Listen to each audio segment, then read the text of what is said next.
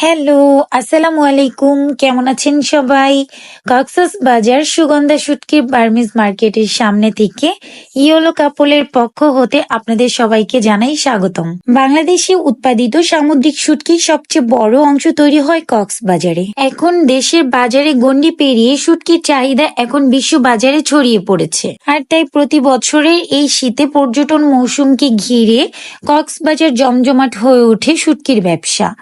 এবারও পর্যটন মৌসুম ঘিরে কক্সবাজারের শুটকির দোকানগুলো সেজেছে বিশেষ সাজে। ইতিমধ্যে ব্যবসায়ীরা সংগ্রহ করছেন নানান প্রজাতির শুটকি। শুটকি মাছ বৈচিত্র্যময় একটি লোভনীয় বাঙালি খাবার। সামুদ্রিক এসব শুটকি যেমন স্বাদের তেমন আকর্ষণেরও। দোকানে সারি সারি সাজানো শুটকি যে কারো নজর কেড়ে নেয় খুব সহজেই। এখানকার শুটকির দাম রাজধানী ঢাকা থেকে অনেক কম এবং মানেও সেরা বলে মন্তব্য করেছেন পর্যটকরা। এখানকার বেশিরভাগ শুটকি ব্যবসায়ী স্থানীয়। তারা শুটকির ব্যবসা করে জীবন জীবিকা পরিচালনা করেন। পর্যটক সিজনে চলে শুটকি বিক্রির ধুম।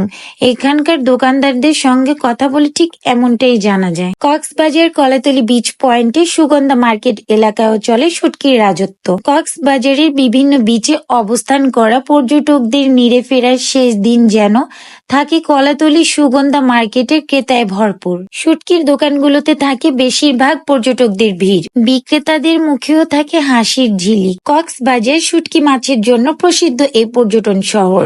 কক্সবাজারে বেড়াতে যাবেন আর শুটকি কিনবেন না, এই কথা শুনতেই যেন কেমন বেমানান লাগে অনেকের কাছে। নিজে পছন্দ না করলেও পরিবার, আত্মীয় স্বজন ও শুভাকাঙ্ক্ষীদের জন্য শুটকি মাছ যেন কিনতেই হয়, কারণ কক্সবাজার ভ্রমণে যাচ্ছেন।